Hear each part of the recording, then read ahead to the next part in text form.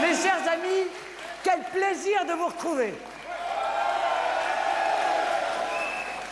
Voilà plus d'un an maintenant que je suis en campagne. Voilà plus d'un an que nous portons tous ensemble le redressement de la France. Voilà plus d'un an que les Français, chaque jour plus nombreux, répondent avec nous à l'appel de la nation. C'est grâce à vous, chers amis, chers patriotes, que la France a retrouvé des couleurs le soir du 22 avril dernier.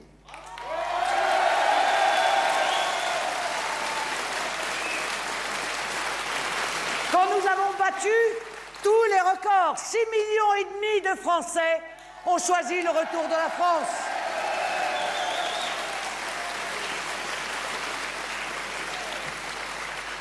Le retour de la France pour le bonheur des Français. Le retour de la France pour le bonheur du monde. Cette campagne présidentielle était une étape importante dans notre chemin vers le pouvoir. Nous avons fait mieux que prévu. Nous avons fait mieux que ce que, évidemment, nous prévoyaient les sondages. Merci pour eux. Mais ce n'était qu'une étape. Notre mouvement doit désormais continuer son ascension. Nous avons gagné auprès des Français du crédit. Nous avons gagné une reconnaissance, une adhésion. Nous devons maintenant gagner une part de l'exercice du pouvoir, une part de la représentation nationale, une part que nous méritons. Car nous ne sommes pas là pour témoigner. Nous ne sommes pas à ce point engagés dans le combat politique, dans la conquête électorale, simplement pour exprimer une colère ou un message. Nous sommes engagés parce que nous voulons mettre nos idées au pouvoir.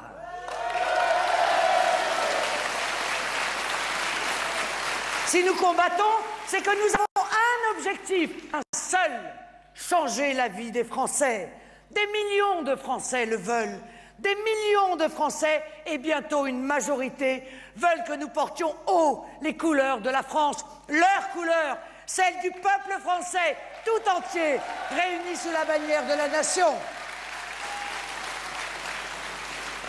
Alors, les élections législatives qui viennent seront un moment important vers cette marche vers le pouvoir. Nous pouvons décrocher des sièges à l'Assemblée nationale. Nous pouvons provoquer le retour du peuple dans sa maison. Nous pouvons, c'est possible, faire entrer des voix discordantes dans le grand concert de la pensée unique.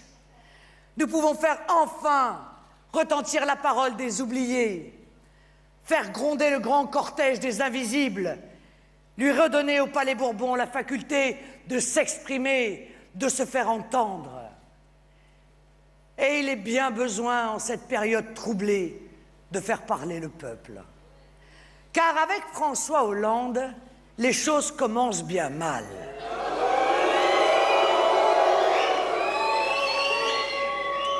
Elles avaient, il faut bien le dire, bien mal commencé dès le 6 mai. Dès le 6 mai au soir, des millions de nos compatriotes, médusés, voyaient déferler place de la Bastille des drapeaux étrangers et communautaires et s'effacer nos couleurs nationales. Triste présage d'un quinquennat qui commence sous le règne de l'étranger et du communautarisme. Triste présage d'un quinquennat qui s'annonce terriblement semblable au précédent.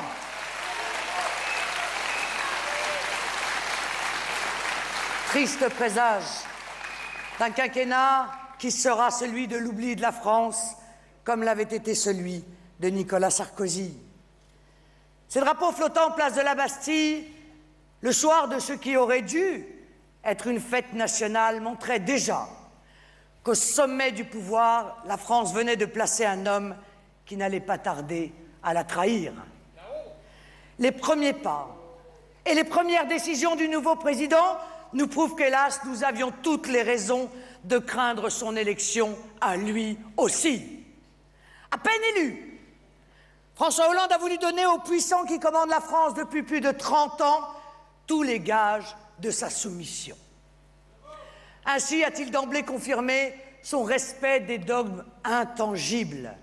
Vous savez, ces dogmes qui fondent la politique de la France comme celle de la zone euro tout entière, ces dogmes de l'ultralibéralisme et de la supranationalité.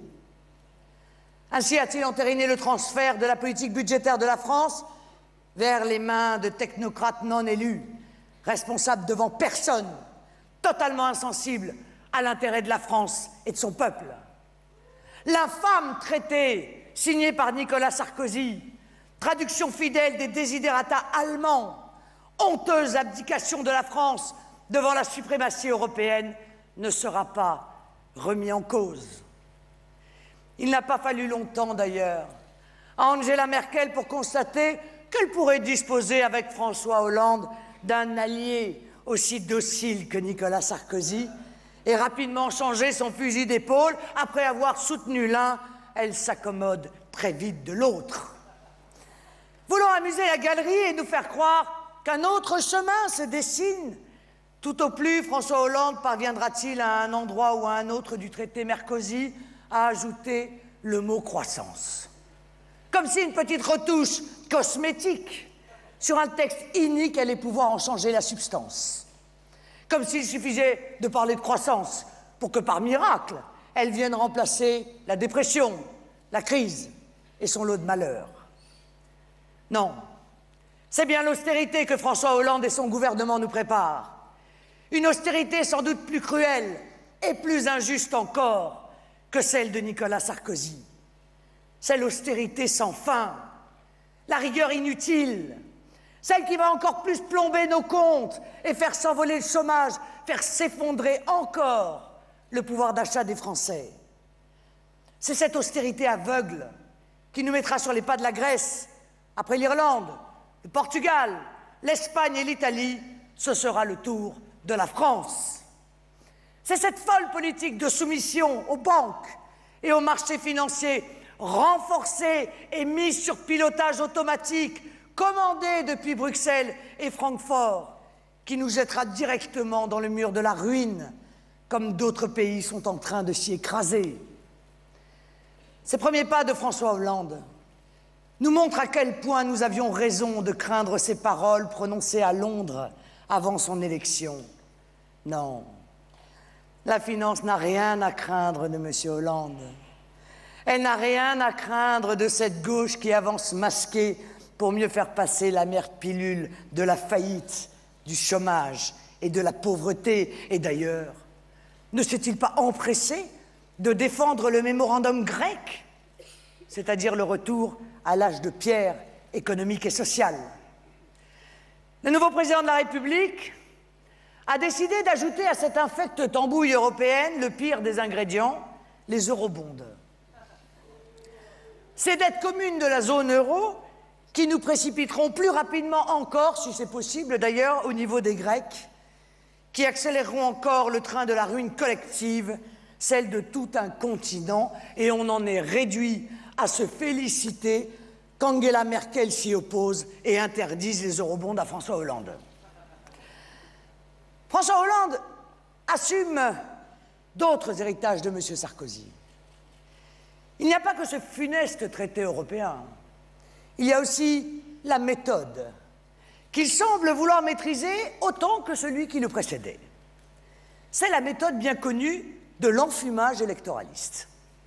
Cette affreuse méthode qui vise à faire croire qu'on agit, à faire croire qu'on respecte ses engagements de campagne, alors qu'au mieux on brasse du vent et au pire on fait l'inverse de ce qu'on avait promis. Le responsable en chef, permettez, de l'enfumage gouvernemental se nomme Arnaud Montebourg. Arnaud Montebourg est chargé de faire sur les plans sociaux ce que Nicolas Sarkozy faisait avec l'insécurité, ou Claude Guéant avec l'immigration. Courir d'un lieu à l'autre, convoquer les caméras, faire de grands discours, faire tourner les moulinets à paroles et à promesses, et ce faisant masquer l'inaction la plus totale et la plus coupable.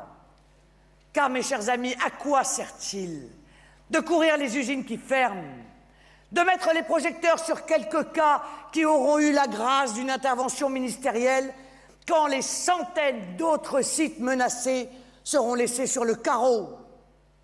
À quoi sert-il de courir derrière les plans sociaux, les licenciements, les délocalisations, quand l'ensemble de la politique menée par le gouvernement ne fait qu'accentuer ces phénomènes? Le chantre de la démondialisation pendant la primaire socialiste, celui qui voulait le protectionnisme, celui qui voulait qu'enfin la France remette sa politique économique à l'endroit, se retrouve à jouer les pompiers médiatiques dans le grand incendie ultralibéral qui détruit notre économie tout entière. Attisé par les vents d'une mondialisation plus débridée que jamais, ce grand incendie continuera de décimer notre industrie, nos emplois, tant que rien ne sera fait pour réarmer notre pays dans la mondialisation. Arnaud Montebourg le sait mieux que quiconque.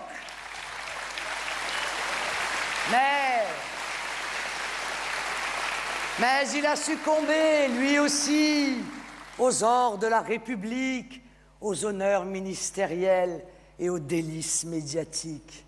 Et jouant ce rôle, il se renie. Et puis il y a eu aussi cette décision insensée, ahurissante, de mettre Christiane Taubira au ministère de la Justice.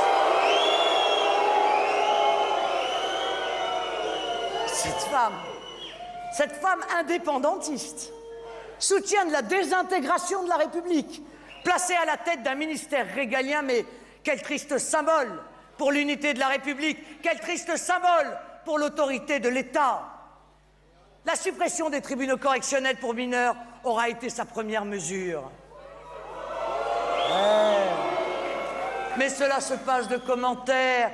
On a déjà tout compris. La connivence, la complaisance à l'égard des délinquants et toujours la faiblesse et la lâcheté du PS. Décidément, on ne change pas les taches d'un léopard.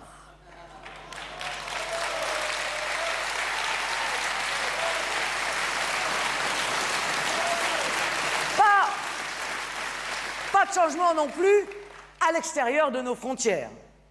Aux mésaventures militaires d'hier succéderont les mésaventures militaires de demain. Vous avez aimé la Libye et la mise au pouvoir des islamistes et de la charia? Vous adorerez la Syrie, que François Hollande rêve de bombarder.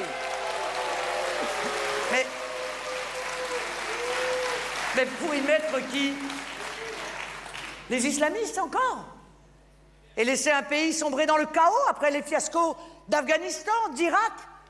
N'ont-ils donc rien compris? Ou peut-être que dans son testament politique, Nicolas Sarkozy a laissé BHL en héritage à François Hollande.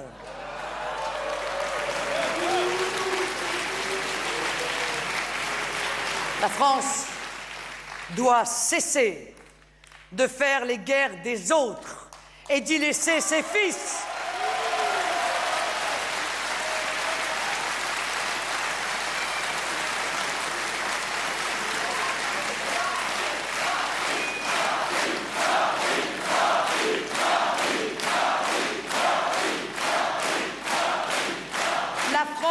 Cesser de dilapider notre argent aux quatre coins de la planète pour les beaux yeux de Washington.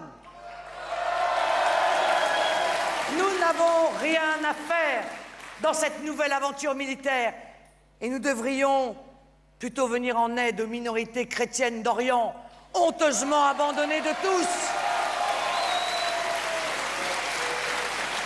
Ces minorités chrétiennes, victimes premières de ces hivers islamistes qui ont pris la place de leurs printemps arabes.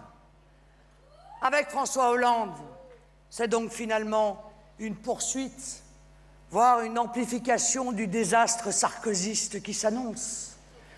Soumission aux dogmes ultralibéraux et européistes, refus de protéger la France et les Français, laxisme, communautarisme, immigration, le même cocktail infernal, la même soupe indigeste d'une politique dont on connaît déjà les résultats. Rien ne changera pendant ce quinquennat. L'enfumage, c'est maintenant. L'échec, c'est maintenant. Le changement, ce sera encore pour plus tard.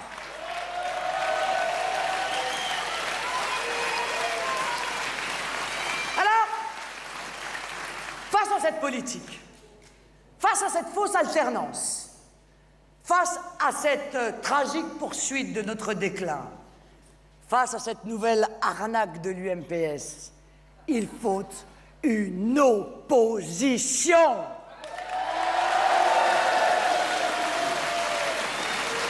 Vous me direz qu'une opposition, de toute façon, se dessinera à l'Assemblée, quel que soit le résultat des élections. Mais ce serait là l'erreur tragique. Quand je dis qu'il faut une véritable opposition au gouvernement en place, je ne pense évidemment pas à cette fausse opposition que pourrait représenter l'UMP. Mais oui, parce que je viens de vous le dire, et nous vous l'avons dit tellement souvent, PS et UMP ne sont que les deux faces de la même médaille. C'est l'UMPS que nous combattons depuis déjà de si nombreuses années. Comment croire qu'un camp, hier au pouvoir, et ayant mené la même politique que celle aujourd'hui menée par les socialistes, pourrait raisonnablement s'opposer sur l'essentiel? Car PS et UMP, dès qu'il s'agit de l'essentiel, et dès que l'on quitte les sujets accessoires, sont toujours là pour s'entendre. Europe, euro, plan de renflouement, transfert de souveraineté, confiscation de la démocratie, de la politique budgétaire, austérité, laxisme judiciaire ou sécuritaire, immigration massive. Mais ces options sont les grands choix communs de l'UMP et du PS. Ce sont ceux qui font la ruine et la dilution de la France depuis 30 ans. Alors oui, il faut une vraie opposition au gouvernement en place. Il faut une vraie opposition pour faire de notre Assemblée une Assemblée vraiment nationale.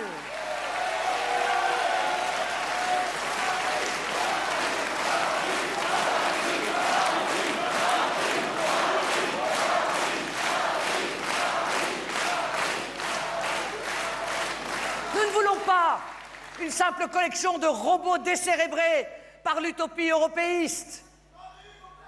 Ne vous laissez pas distraire. Ne vous laissez pas distraire d'ailleurs par les artifices de campagne, par le choix de sujets de diversion, vous les connaissez, hein, qui arrangent bien l'UMP et le PS, et servent à faire croire que les deux partis pourraient s'opposer frontalement.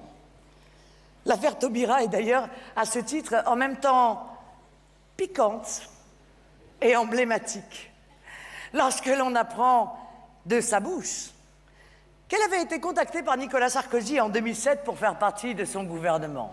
Décidément. Décidément. C'est M. Copé qui n'a pas dû être content quand il l'a appris.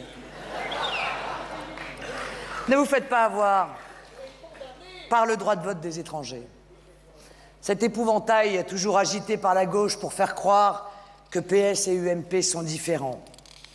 Car même sur ce sujet, l'UMP n'est pas au clair. Hein. Souvenons-nous que Nicolas Sarkozy, il y a quelques années, à peine quand même, se faisait le défenseur de cette idée antinationale. Lui aussi était prêt à vendre le dernier des droits sacrés de nos concitoyens à ceux qui n'ont pas la nationalité. Rappelons-nous qu'aujourd'hui, les députés UMP comptent dans leur rang de nombreux partisans du droit de vote des étrangers. Dans la courbe ligne de l'idéologie mondialiste et internationaliste. Même sur ce sujet, la collusion entre l'UMP et le PS émerge derrière les apparences. Sur ce sujet aussi, il faut des opposants résolus, dont on sait ce qu'ils pensent. Nous sommes de toutes nos forces opposés au droit de vote des étrangers. Comme nous nous opposerons à toute politique de détricotage de la citoyenneté française. Ce combat, nous le menons depuis toujours et pour toujours. Nous sommes résolument, et sur tous les sujets, les seuls véritables défenseurs de la nation, de la souveraineté exclusive du peuple français, et donc défenseurs de ses intérêts. Nous seuls défendons le fait de réserver certains droits aux nationaux avant de les accorder aux étrangers, ce que nous appelons la priorité nationale. Mais c'est pour ça que voter pour l'UMP ne sert à rien. Ce parti politique n'a pas les fondamentaux idéologiques qui lui permettent de s'opposer véritablement. Non, choisir l'UMP, ça n'est pas choisir la France. Choisir l'UMP, c'est comme choisir le PS, c'est choisir la dilution de la France dans le magma mondialiste, c'est enfoncer la France encore davantage dans la folie ultralibérale, européiste, immigrationniste, c'est entériner les dogmes fondamentaux partagés avec le PS. Le problème de fond, c'est que ce parti a été contaminé par le laxisme et l'internationalisme de la gauche. L'UMP n'est plus qu'un reflet palichon de celui auquel il fait semblant de s'opposer.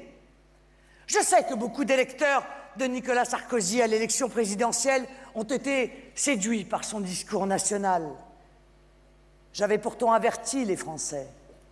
Croire en l'UMP, c'était croire en une illusion, tant celle-ci nous avait prouvé 10 ans durant qu'elle était tout, sauf le défenseur de la nation et des Français. Et je pense qu'aujourd'hui, Nicolas Sarkozy parti, les choses deviennent plus claires encore pour ses électeurs. L'illusion définitivement tombe. La réalité de l'UMP s'éclaire, elle apparaît crûment aux Français. Aujourd'hui, plongé dans la guerre des chefs, guerre déjà déclarée avant même les élections législatives, l'UMP ne sait plus où elle va. Il y avait autrefois un chef, un discours qui semblait donner un cap, même si ce cap était en fait une illusion.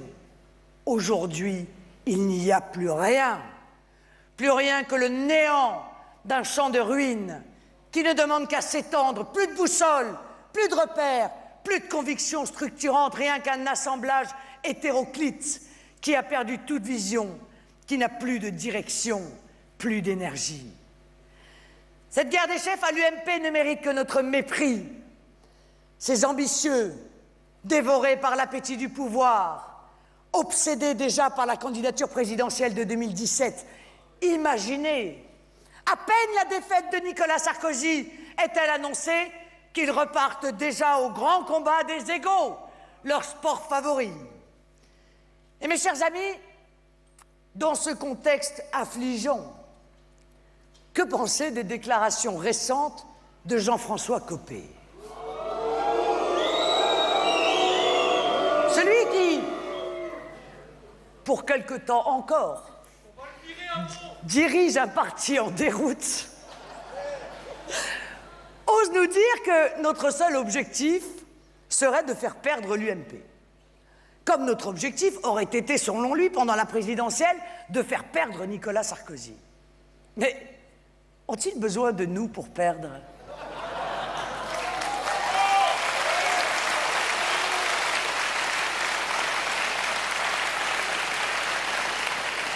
Que chacun balaie devant sa porte. Si Nicolas Sarkozy a perdu la présidentielle et si l'UMP va perdre les prochaines législatives, c'est bien la faute de Nicolas Sarkozy lui-même et de l'UMP elle-même. Mais évidemment, car par leur vote, les Français, libres de porter le jugement qu'ils veulent, ont évidemment sanctionné un pouvoir en échec. Et ils sanctionneront dimanche prochain, peut-être plus sévèrement encore, un parti qui a activement participé à l'échec de Nicolas Sarkozy. En politique, on récolte les fruits que l'on sème. Nicolas Sarkozy n'a semé que déception, tromperie et trahison. Ses électeurs l'ont logiquement abandonné. L'UMP est le parti de la compromission permanente, de l'alignement systématique sur des options totalement contraires aux attentes de ses électeurs, Faut-il s'étonner dès lors que ces derniers s'en détournent?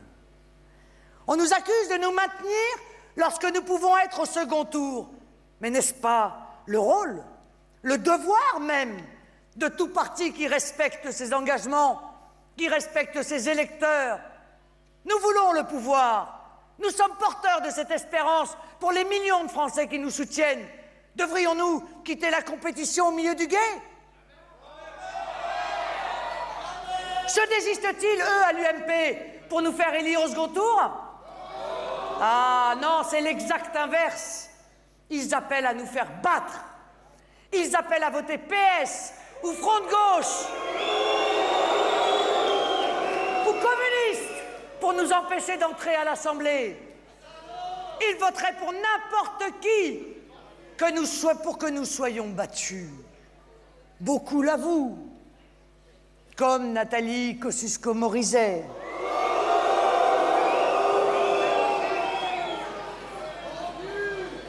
Au moins, elle a le courage de le dire, alors que les autres l'encouragent en douce.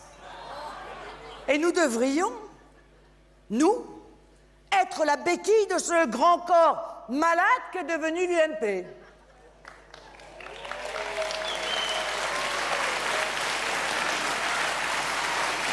Désolé. Désolé, chers hiérarques de l'UMP, d'ailleurs. Nous sommes une force conquérante et indépendante.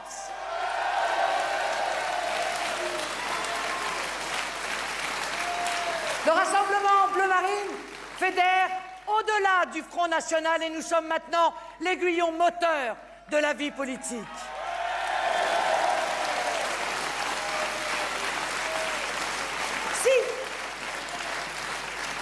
Si le scrutin législatif était démocratique, on peut toujours rêver, nous ferions rentrer plus de 100 députés à l'Assemblée nationale. Si, comme la quasi-totalité des pays européens, nous avions un suffrage proportionnel, équitable, nous serions l'une des premières forces politiques au Parlement. Elle est là, la réalité. Nous sommes bridés par le mode de scrutin magouillé entre les deux partis de l'UMPS, par ce système qui craint par-dessus tout notre force de conviction, notre courage, notre foi en la nation. Ils sont allés jusqu'à redécouper ma circonscription d'Hénin-Beaumont au bénéfice du PS. Écoutez, s'il devait y avoir une preuve de la connivence entre l'UMP et le PS, elle pourrait être là.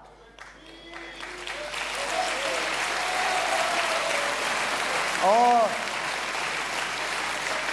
nous ne sommes pas des enfants, nous avons bien compris. Leur objectif est clair. Pas un seul député du Rassemblement Bleu Marine à l'Assemblée. C'est ça leur but. 6,5 millions de Français, 20% des électeurs rejetés, bannis, des sous-citoyens. Eh bien, ceux-ci vont à nouveau se faire bruyamment entendre.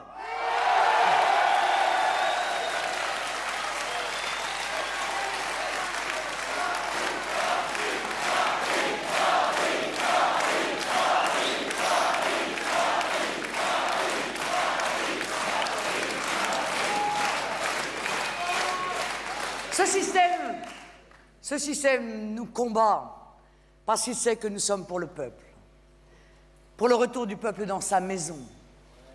Ce système qui veut nous empêcher parce qu'il sait que si nous rentrons au Parlement, rien ne sera plus comme avant. Parce qu'il sait que les combines seront dénoncées, que la voix des invisibles et des oubliés portera enfin. Oui, à l'Assemblée nationale, nous aurons la flamme que les autres n'ont pas. Nous aurons l'envie que les autres n'ont plus.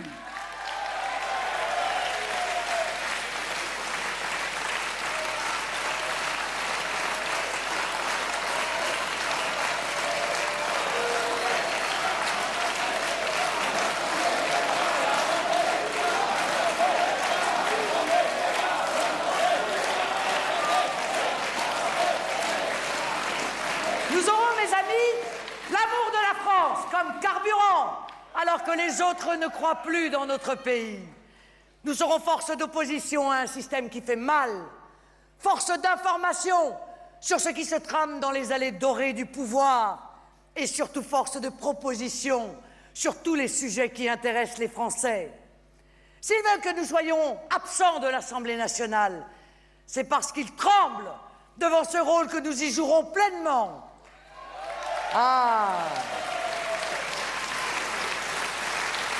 Bien sûr, un député du Rassemblement Bleu Marine aura forcément plus de voix et d'écho que les autres, noyés dans la masse de leur parti, sans saveur ni conviction, saturés qu'ils sont d'ambition personnelle, de défense acharnée de leurs intérêts personnels. Un député du Rassemblement Bleu Marine fera connaître haut et fort la vérité. Il dira tout haut dans l'hémicycle ce que les Français n'osent plus dire, mais pensent si fort. Il ne laissera rien passer, acceptera ce qui est bon, si le cas se produit, mais s'opposera de manière féroce, de toutes ses forces et de toute son âme, à ce qui blesse la France, les Français et particulièrement les plus petits d'entre nous.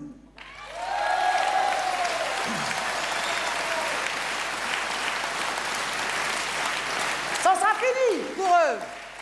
La possibilité de cacher les rapports, de masquer des chiffres, de maquiller des statistiques, de brider les débats.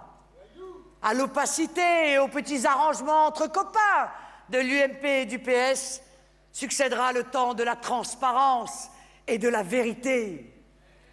Nous serons constructifs, mais sans concession. À eux, les petites combines, la petite politicaillerie de boutique. À nous, au Rassemblement Bleu Marine, la grande politique, la seule digne de la France.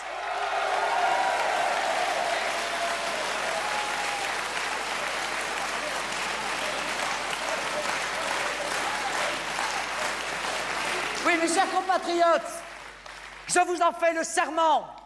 Nos députés, à la fois à l'Assemblée nationale et sur le terrain auprès de leurs électeurs, ne sommeront pas. Pour eux, ce ne sera pas 35 heures.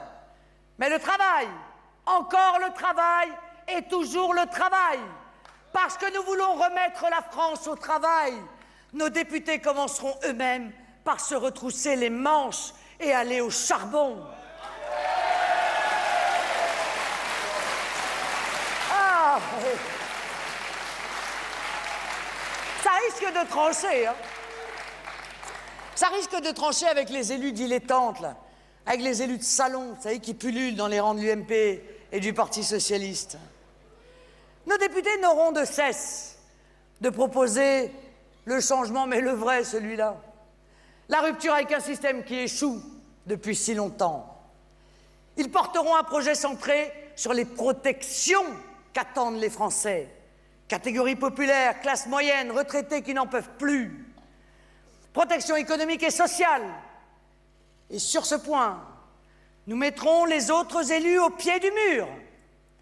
Veulent-ils, oui ou non, les droits de douane ciblés que nous proposons pour lutter contre la concurrence internationale déloyale que nous font certains pays et réindustrialiser la France? Ou pensent-ils que la France est condamnée à l'ouverture totale et sans contrôle de ses frontières, à l'ultralibéralisme, au pouvoir absolu de la banque et des marchés financiers? Ce sera intéressant de les mettre au pied du mur. Les élus du Rassemblement Bleu Marine porteront le projet protectionniste qui est le nôtre. Ils seront les porte-voix et les porte-votes du patriotisme économique et social pour soutenir nos petites entreprises, nos PME, PMI et organiser la renaissance d'une industrie française prospère, moderne, créatrice d'emplois et de richesses.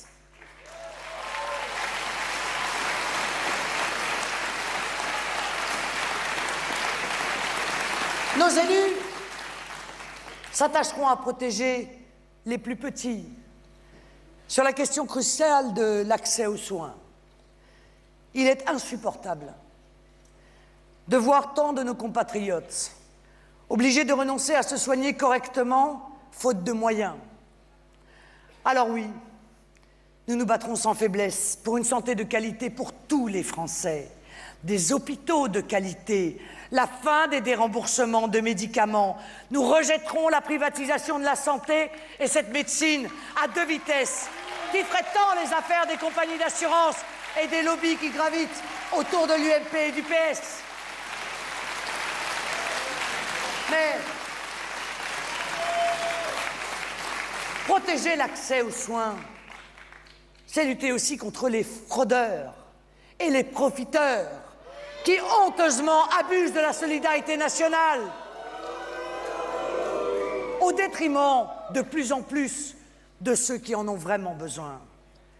Nous proposerons dès les premières semaines de notre élection l'abrogation de l'aide médicale d'État.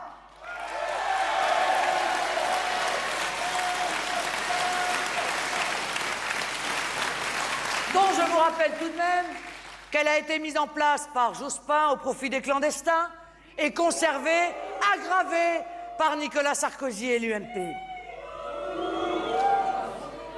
Nous prendrons à bras-le-corps le chantier de la dépendance, parce que nos anciens et leurs familles n'en peuvent plus d'attendre. Nous demanderons la création immédiate de la carte vitale biométrique contre les fraudes et j'y tiens particulièrement la détection des trains de vie suspects. Vous savez, ces pseudo-chômeurs, ces bénéficiaires d'aides sociales multiples qui roulent en grosse cylindrée, qui partent en vacances quand ceux qui bossent n'en rêvent même plus.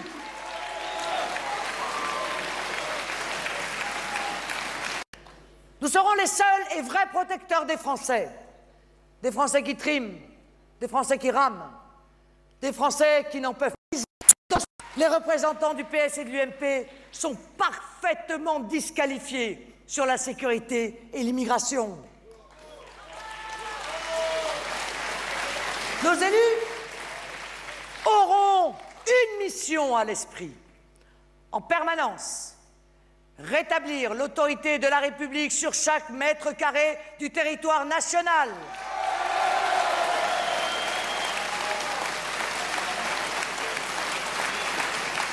Ah oui, ces élus, ils seront là pour réclamer des mesures évidentes, la reconstitution des forces de police et de gendarmerie, saccagées ces 5 dernières années, la mise en place de la présomption de légitime défense pour les forces de l'ordre.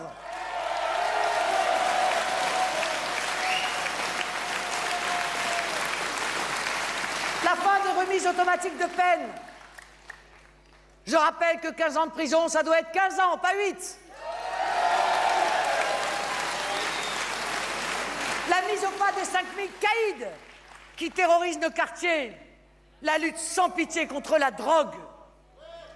Et à ce sujet, qu'il est désolant, qu'il est révoltant de découvrir ce matin dans nos journaux que les jeunes Français sont les plus gros consommateurs de drogue en Europe. Mais quel malheur pour notre pays, quel drame pour notre jeunesse, quelle honte pour les dirigeants au pouvoir ces dernières décennies qui ont laissé complaisamment se développer le fléau de la drogue dans nos quartiers, dans nos campagnes, parmi nos jeunes.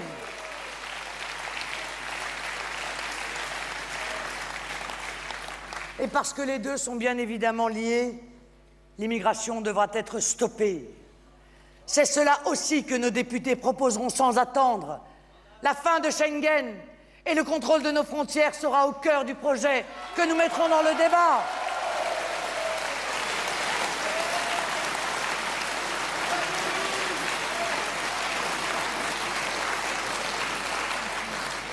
Tout comme nous protégerons nos compatriotes dans ces lointaines banlieues et dans nos campagnes désertées par les services publics.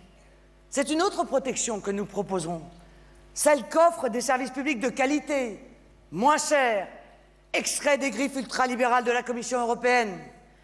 Dès notre arrivée, nous proposerons que l'État contrôle à nouveau les tarifs publics et que les tarifs du train, du gaz et de l'électricité baissent immédiatement de 5%. Oh, les grandes entreprises concernées prendront sur leur immense bénéfice. Quant à la taxe sur l'essence, la TIPP, vous le savez, nous porterons le projet d'une baisse de 20% que financera une surtaxation des grands groupes pétroliers et gaziers. Voilà comment recréer la justice. Voilà comment soulager les automobilistes. Voilà comment aider les plus faibles. Voilà comment aider les classes moyennes à sortir la tête de l'eau. Voilà comment protéger nos compatriotes. Voilà comment redonner un espoir et un avenir à la jeunesse de France. Voilà comment respecter nos anciens et les aider concrètement. Oubliez, invisible, vous aurez des avocats à l'Assemblée nationale avec les députés du Rassemblement Bleu Marine. Vous aurez des hommes et des femmes qui seront près de vous, à votre écoute, là pour vous aider, et actifs à l'Assemblée pour vous soutenir, pour relever la France. Français, aimez-vous votre pays? Alors, envoyez à l'Assemblée nationale des hommes et des femmes amoureux comme vous de la France. Des patriotes sincères, convaincus, mobilisés, qui ne reconnaissent que 3 couleurs, le blanc, le bleu, le rouge. Des patriotes qui chérissent leur drapeau, des patriotes qui exigeront le retour intégral de l'apprentissage de l'histoire de France au collège et au lycée. Des patriotes qui exigeront le respect de notre peuple face à l'explosion du racisme anti-blanc et anti-français.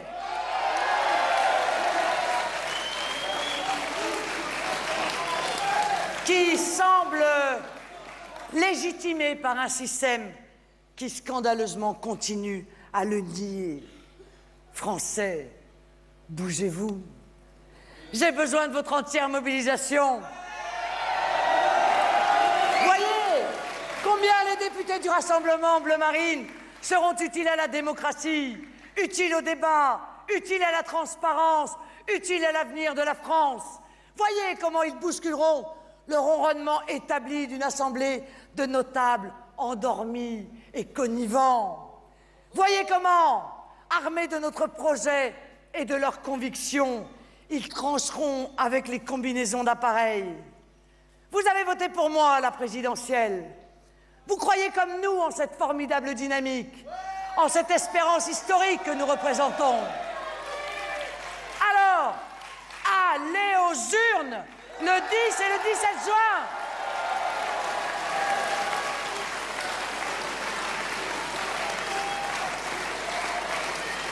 Vous avez une formidable occasion d'imposer la démocratie et d'imposer la recomposition de la vie politique, de la décongeler, de la rendre plus proche de vous. Imposer par la force des urnes aux dirigeants politiques cette recomposition gagnante, au-delà des seules étiquettes, par l'union de ceux dont le combat ultime est la France. Les apparatchiks de l'UMP sont ailleurs, déconnectés de leurs électeurs. Ils sont toujours prêts à faire voter socialistes contre nous. Beaucoup nous le disent. Et viennent vers nous beaucoup qui ont encore cru à Nicolas Sarkozy cette fois-ci, mais déjà dégoûtés par le spectacle affligeant de leur minable guerre des chefs et des égaux. Déjà les choix de Hollande sèment le doute dans son propre camp, tant le changement annoncé ressemble furieusement à la continuité. Tournez-leur le dos. Faites le choix de la rupture. Faites le choix de la France. Faites le choix de la liberté par la souveraineté. Faites le choix de la fraternité par la solidarité nationale. Faites le choix d'une France fière, conquérante, sûre d'elle-même. Faites le choix d'une France libre, rassemblée, fraternelle. Faites le choix de la France avec nous, pour vous, pour vos enfants. Faites le choix de votre cœur, que la raison soutient. La vague bleu marine a déjà déferlé dans les cœurs. Elle a submergé les urnes de la présidentielle. Elle doit maintenant ouvrir grand les portes de l'Assemblée nationale. Français, tout dépend de vous. Mobilisez-vous, bougez-vous, battez-vous. Vive la République!